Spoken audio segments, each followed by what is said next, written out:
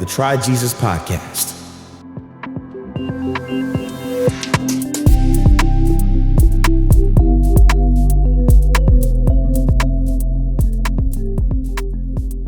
Welcome to the Try Jesus podcast. Hey, we're we were back. talking about your hair. We were talking about your hair. Oh, I love it. Okay, so when people give me constructive criticism, which I don't know if my mom came up with that word or because I just remember her always saying constructive criticism. I don't think your mom came up with that term. I know. For some reason, my mom's perfect. I really appreciate constructive criticism. Or criticism isn't the right word. I know that word keeps coming out. But what I'm saying is, Yes. if something doesn't look good on me, like clothes-wise or anything, I'm like, please tell me. I actually want to know that because I'm not like, does this outfit make me look fat? And I don't want you to, want you to tell me, actually, does this look bad? Like, you're not looking for encouragement. So Isaac was just telling me, but this is the tricky part. Okay, so I have this hairstyle that I was doing while I was pulling my hair back. Actually, I did this on the last podcast. I pulled my hair back in a low pony. Yeah. And he said, just right now, that hairstyle isn't helping you out. But I've been doing that for like 20 years. So this is getting awkward. Has it taken you 20 years to tell me that you think isn't you do that helping for me? 20 years? Yeah. I mean, dude, when we met, I was doing that. Why do you think I send you pictures of ponytails that I think would look better on you? Just tell me, like, that's not working for you. I don't know if I would say that though. It's probably the thing that hurts my feelings a little bit is like, why would you let me keep doing it? It doesn't. Well, maybe I just had a revelation on a reason because the way the light reflects, you want that the hair is out a little bit. Yeah. Okay. And so you don't, when you pull everything back, it's just your face alone. And my face alone can't handle it being alone. Well, the way the light reflects off anybody. I'm just kidding. That's why I wear a hat. Kind of like frames in the melon. I was going to text you this morning. I was like, we're filming a podcast today. Do you want to wear a hat? But I figured you're going to wear a hat no matter what. I think I've worn a hat every single time. That's why I was going to like subliminally say like, do you want to wear a hat today? Oh, so by saying that, or you're saying I shouldn't wear a hat? Well, sometimes switch things up a little. It's the exact same hat you've been wearing. For 24 years? Yeah, you can tell me. Just tell me. Okay. That's communication. What do you mean? Like, yeah. Right? By how saying something, you're reinforcing something. Yeah. Communication isn't as simple as just saying it. How come you just didn't tell me? I know. It's not just as simple as just saying it. Anyway. No, because you're the most passive communicator on the planet. I am? Yeah. The most passive you've ever met? I could not exaggerate this point anymore. Really? Yeah, you don't like. The most passive communicator on the planet. You're not someone who's looking to start a conversation, initiate a conversation, and talk about something. What are you talking about? Isaac, tonight we need to talk about this. Mm-hmm. When have those words ever been uttered out of your mouth? I guess that's true. Yeah. You know why? I think it's because I just kind of resolve it in my head, or I think I know what you would say and I resolve. If there was something I want to talk about, I would resolve it. That's healthy. No, I know it's not healthy at all. But I don't bring it up because I know what you're going to say. So then I just shove it down deep. Yeah, I don't know. But that's okay, so first of all, let me turn this around and say, you're not needy. You're not. There's strengths with it too, I'm sure. Well, everyone's strength, I think, is their greatest weakness. So your strength is you're not like dramatic. You're not looking to have a talk, which I think is probably not like every girl. So you're like, that's why we used to think like you're the boy. Yeah. I'm the girl. Cause I'm like, hey, do you think we can talk? I got my feelings. I need some feelings. I have some feelings I need to share with you. Yeah. And you're like, oh, you're needy. And I'm like, well, I'm human. I mean, but so are you. You just maybe didn't, I don't know if it's your family or if it is just you, nature, nurture, like, but fundamentally you're not looking to have a chat about something. That's not what resolves issues for you.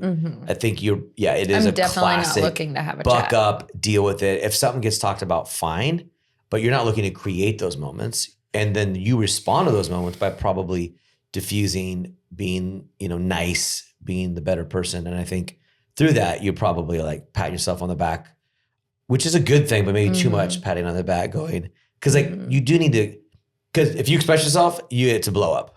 That's true. Yeah. So then it's like, well, let's see if we can't maybe. Not always a blow up. No, I'm just saying if something does happen. But it's if like something that I've been trying to resolve in my insides of myself, like, and I can't, then it usually does come out from a different hurt or something like that. Then but I love that you are the ultimate responder. And as a leader, as an initiator, like I actually do love that because you're looking to respond. But if I'm tired or if I need a little initiation up in my grizzle, that's when we might have a little bit like, I'm like, babe, help me. And you're like, what's the problem? I'm like, well, there's not necessarily a problem. I just need, and you're like, okay, cool. Yeah. So, and I'm learning to respond to moments, not always just make things happen. Sometimes I'm a hammer and hammers look for nails. I know.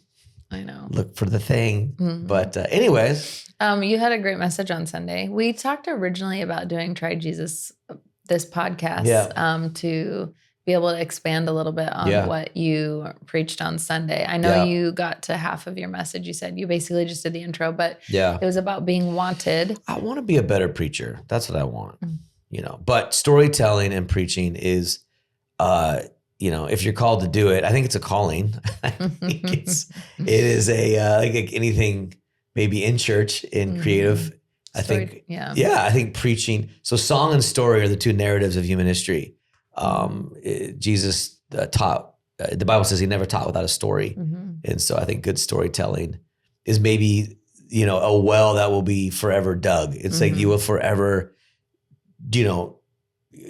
art. It's art. It's like there's no place that you arrive in storytelling. And so I think for me, it's maybe I have like this TD Jakes in the back of my head as a plumb line, and then like Tim Keller as a plumb line. Two of my favorites. And then there's me, and you're like, who am I? And I think with any art, that you're like, what's the science of this and what's the art of this? Because if everyone is so artistic, like, I just want to communicate, like, this is just me. And it's like, well, yeah, but that's not good. Like, there's something about what you do that just needs to, don't be dramatic about it, just needs to change. So I don't know, like even doing podcasts, like I haven't like grown up doing podcasts. So it's like, I'll probably watch this and be like, what am I doing? My hands. I was thinking maybe lower your hands. Yeah, I know. Because you're hiding your face. I know. I do feel like I'm out here. Yeah, right. Put it under. There you go. And to the side. To the side. So yeah, you get comfortable, but some of the habits that you form in speaking, I don't want people to see me. I want people to see Jesus. And you want to be able to communicate better without though getting in your head where you are not being yourself. Because I think I am an expression. So if I'm trying to be just TD Jakes, but I will say, I think we live in a day and age of really bad communication. I think a lot of preachers are just TED talking it and talking at people and giving outlines. And I don't know. I mean, I think then trying to make Bible verses fit into their outline. I think that's the part that is the hardest to watch is when they're coming up with their own idea of what they want to preach and then trying to fit Bible verses into it instead of, you taught me this, topical. Everyone's instead of, topical. Reading the Bible, coming up with a passage that is speaking to you and pulling from that passage. Preach what it says. Stay true to the text. Yeah. Not like being like, I feel like preaching about anxiety and then coming up with your own TED 10 verses on anxiety. But like, where's there a message or a passage in the Bible where it's talking about being anxious? Like maybe Elijah running away and hiding in a cave. That's a real story of fear and anxiety. Pull from that story and preach through that instead of your topical thought on don't do that. That's just called eisegeting, but which we can get into later. But I don't know. Here's my point, Care Bear. My point is that if you're in any sphere of influence in your life, you're going to struggle between the tension of, the Bible says, Paul or Peter, imitate me as I imitate Christ. Imitation is the first form of becoming who you are in Christ. And yet in that process, you will discover some things that are uniquely yours. You're like uniquely you. But I think there's accountability in the fact that you don't just get to go off and pretend that you're like the best thing in the world. Like if you really want to be good, there's fundamentals. There's some things that you need to be practiced and need to be learned in songwriting and worship leading and preaching. And so I think as a preacher, it's like, man, you're just going to always, I think it's healthy to learn from people that have gone before you. Yeah. To learn from honor the history of especially charismatics, Pentecostal preaching that is hopefully really good in word and yet filled with the Holy Spirit and impartation, So are you falling asleep? I did. I tried so hard to not yawn right there. Wow. I did have a yawn. And so in 1975, there was a little boy. Yeah. So it was like, I'm making my wife fall asleep. It was good, but yes. Sometimes yawning doesn't mean that you're tired. That's what I always tell you, but you always tell me, you're like, oh, you're yawning. That's because you yawn at night when you're about to fall asleep. That's what I'm talking about. I'm that's like, weird. we're watching a show and I'm like, you're going to fall asleep right now. And you're like, no, I'm not tired. But who gets up earlier? I'm not blaming you for being tired. I'm saying just admit that you're tired and you're going to fall asleep and I don't want to watch it by myself. That's all I was saying. So next time, I admit I'm tired. Yeah. So then I'll switch it. We'll turn it off or something. What are we going to do? Yeah. We're going to just turn it on and go to bed? Yeah. If you're at 8:30 because I yawned? No, not 8:30. We don't go to bed early I don't know. enough. You're feisty today. Oh my! What would you like to talk about? Oh, I'm feisty. Says the little lioness. Interesting. No, I wanted to talk about politics. So I think swing around. No, I think that I just been thinking a lot lately about I think there's a lot of topics that I think are very interesting. And I don't know why we're coming at it from the wrong angle. So like we've been talking a lot about, is there one person for me? Is God involved in like every area of my life? And it's like, I'm trying to figure, is this TikTok? Like, what's going on? Like, church hurt, church this. And it's like, who's framing the conversation? I'm not saying it's not applicable or irrelevant. I just think we are almost living in a secular generation, I feel like, because the word of God's not framing this thing. Okay. I'm like, we're so far away from, like, should a Christian be involved in politics? It's kind of like, again, I don't want to be mean. I just want to be like, how silly are these things the angle that we're coming at it from, to me, is just so, I don't know. I'm just not used to it. And so I'm trying to be nice. I don't want to be like arrogant, but I'm just kind of like, because you're saying you're saying that the theme of what people are saying is let's not be involved in politics because we're just talking about Jesus. Jesus is king. Let's just stay focused on stay Jesus. in your lane. You're like, yeah, but we do live physically in a country that is run by politics. So you should know where you're living. And should have an opinion. And I mean, especially because we all have the right to vote, and we do need to understand what's actually really funny is after this last election, or was it even after Charlie Kirk? I'm trying to remember when it was that happened, but I was like, people are running away from the news, and I feel like I'm just starting to listen to the news for the first time in my life because I want to have a real understanding. I want to know what I believe. Yeah. So even if you're saying, church just needs to be focused on Jesus, yeah, but we still have to have a knowledge of what's happening in our country and where I live. How arrogant of us to say that because we have a free country, which hasn't happened in like the history of the world. Yeah. And here we are as Americans, like talking about what we should do with this freedom that we have. And it's like, well, guys, we've been handed through blood and our country, like laying down its life for the freedom that we have. And trust me, like you want Christianity involved in politics because the more you pull it away from it, all of a sudden you've got laws and rules. Yeah. Even like what our kids are learning in public education, like that's because there's people that didn't stand up. Yeah, they're silent. Yes, when we are involved, our church is involved in the public arena. I mean, they have rules on what we can do and what we can't do and what they're teaching our kids and not teaching our kids. We need to know. Yeah. We need to know politics. You got to be involved. And we need to know. Got to learn how to not be silent. Yes. So I have always stayed in the silent place. Yeah. Like even how we started this conversation, you're like, you are the most passive communicator on the face of the planet. Yeah. That is true. And like you said, I probably have prided don't know if that's a word, but have prided myself Yeah. in that because I do want to be a peacemaker. And I think that there's probably the majority of us out there have that Just get along. perspective. Don't bring it up. But what I did find was that when things were heating up and in church conversations, when people were talking about things, I did not like to not have an idea of what I believed on a certain topic. Or I didn't have enough information to form an opinion on what I believed. And I was just pulling from whatever you were telling me, which is great. But I really wanted to know for myself what was happening so that I could actually give a godly perspective on what's happening.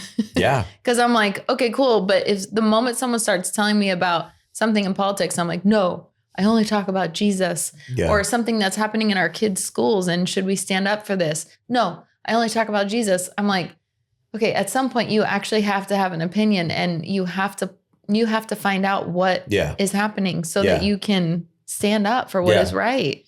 No, I think we're learning to, and which is weird to think about, but we're learning to how to talk. Yeah. How to think, how to ask questions. Without being angry. And there's a lot of angry people out there. And I think that's why a lot of us have shied away from conversations because it's like, someone's honestly, just gonna I don't feel it's not healthy. Like this isn't ending anywhere. Yeah. But how do we have these conversations in a healthy way where both like where people are being heard, where we're listening to each other? Yeah. And I think during COVID, like people started saying like, let's just have conversations.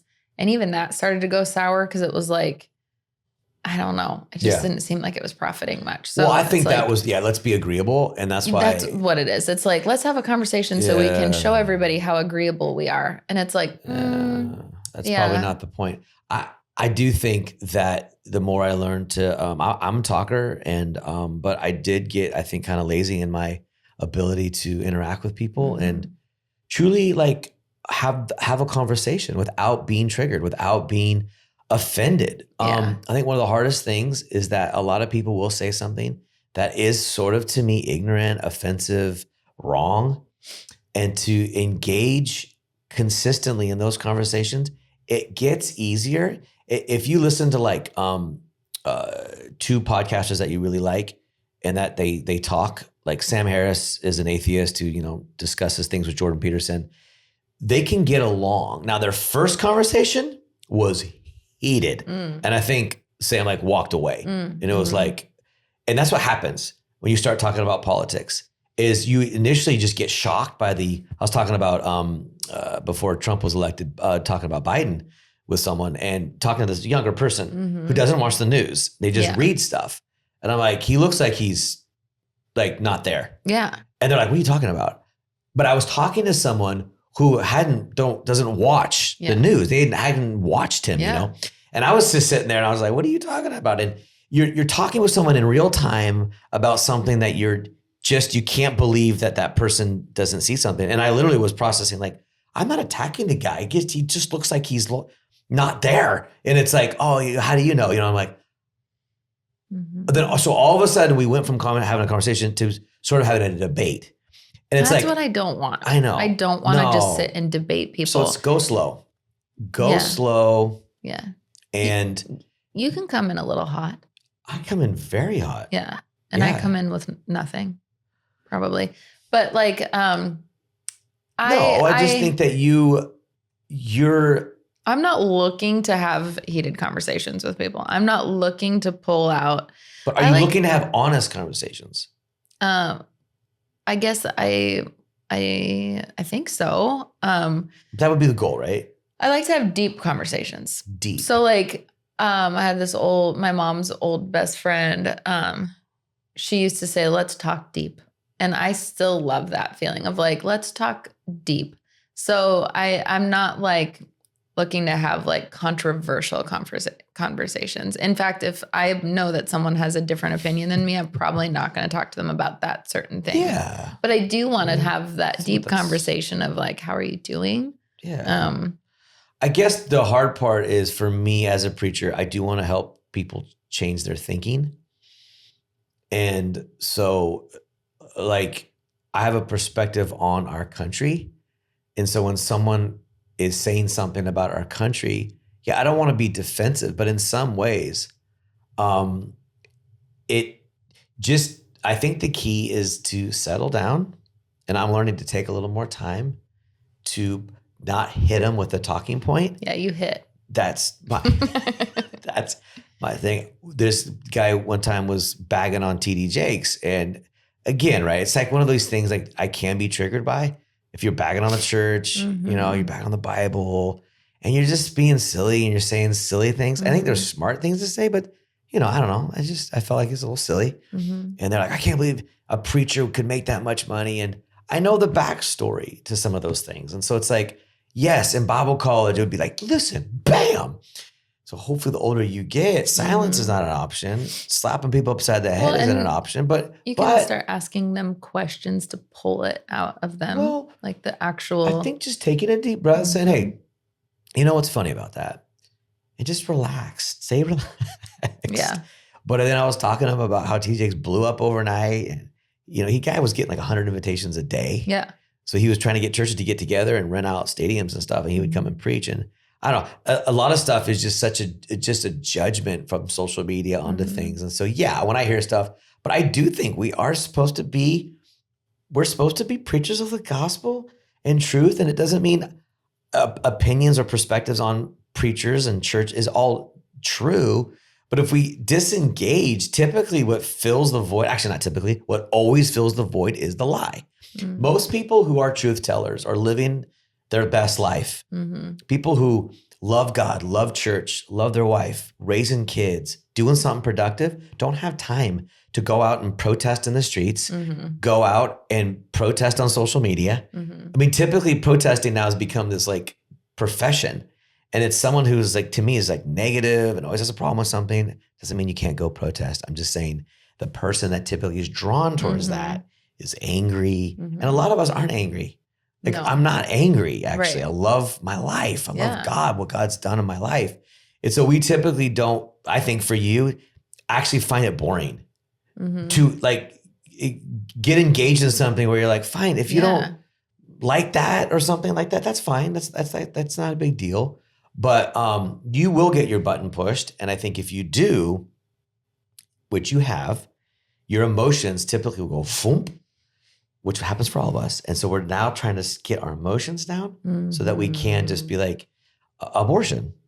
You know, it's like, well, someone just said something like over the top about what we believe is life in the womb.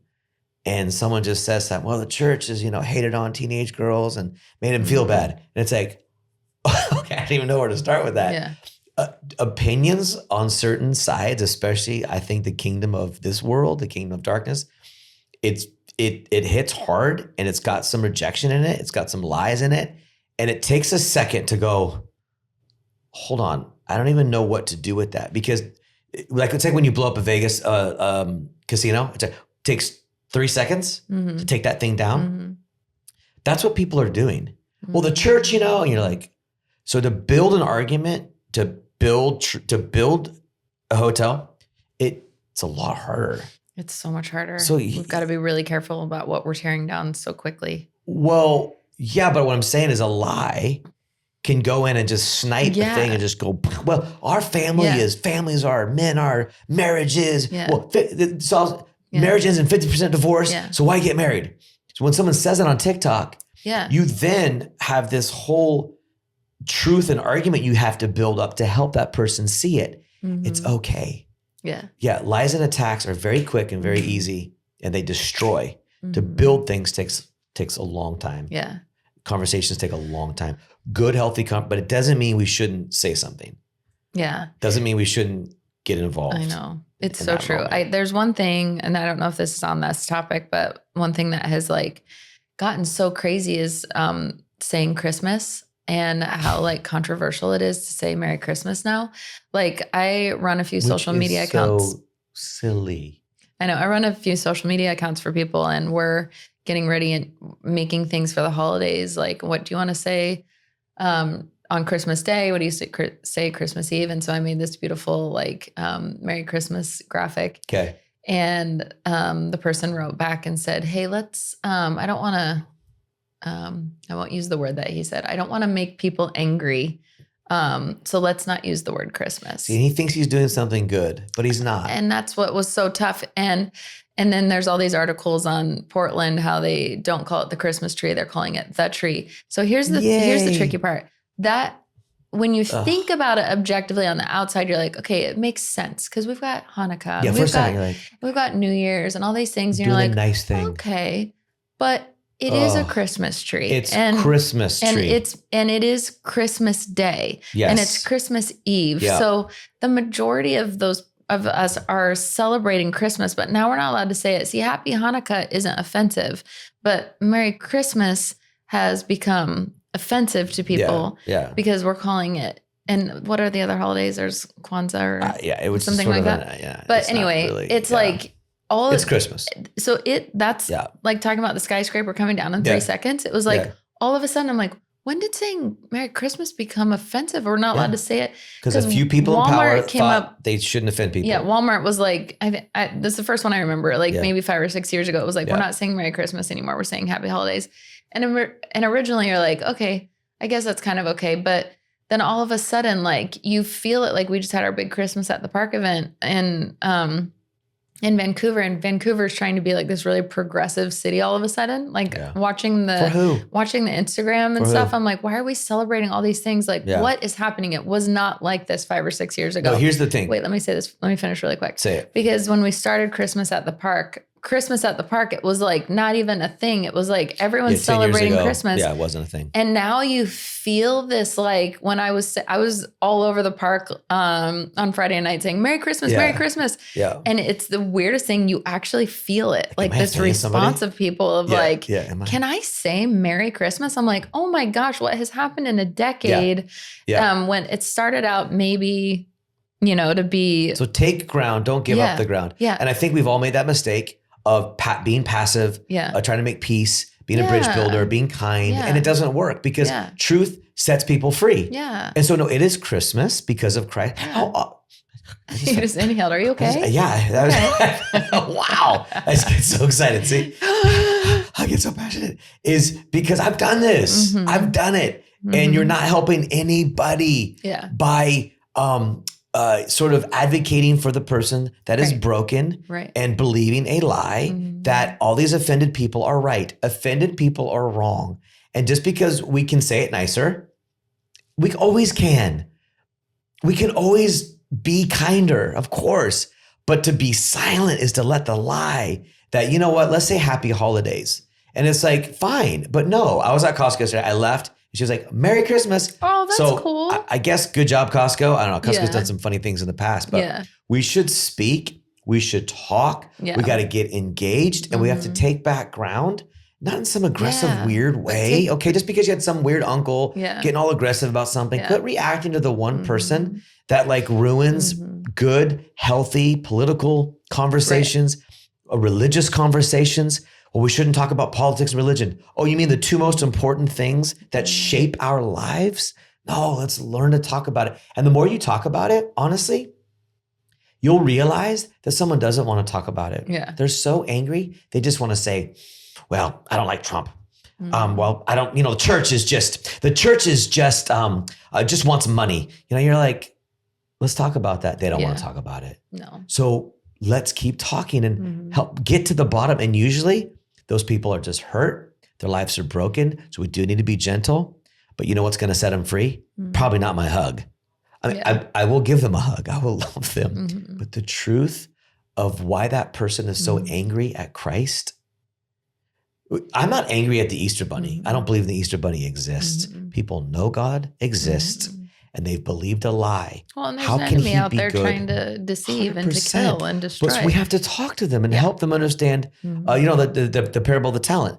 Well, why did the guy with the one talent dig it into the ground and hide it? He goes, I knew you to be a hard master. Because your perception of God is wrong. Have wrong thinking about God, wrong thinking about church, wrong thinking about marriage. And we have to help them. And look at the gift of this country. Look at the gift of this country. And the fact that Jesus Christ, the birth of Christ, got into the secular calendar. So we get to, I don't know if you've seen this video. There's a Muslim mayor in England, and they're singing Christmas songs. And there's a video of him like, Christ our and he's singing. Because they believe in Jesus, actually. No, he didn't want to sing it, babe. Oh, okay. Because I saw this whole thing with he's having a moment where like I'm singing about Jesus. I don't want to sing about Jesus. So how cool though is the whole world singing about Jesus' no wonder birth, they want to talk. And it's secular. And no wonder they want to pull Christmas out of our language because they don't want to sing that. They want to get it out. And we're not getting it out. Let's fight for this. So that's the we're whole singing ground. Christmas Let's carols, wrap this up. Talking about Jesus. Yeah. That's it. What? We need to be done. We need to be done? Yeah. Okay. So here's a couple recaps. Okay, recap. Okay. So understand that most people do not want to have conversations, actually. Mm-hmm. Okay. You want to.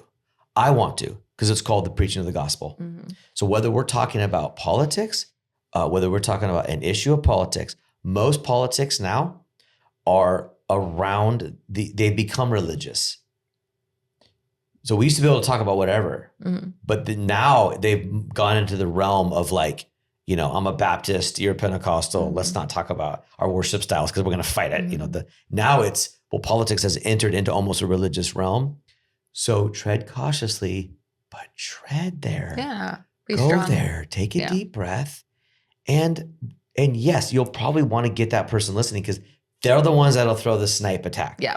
Okay. Mm-hmm. So someone will walk by and go, ugh, and then it's like, see if you can though, artfully go, hey, honestly, tell me about that. Like, why is this such a thing? Well, because, I just don't think that young people, the church even cares about young people, and you're like, oh my gosh, like what is that? Right.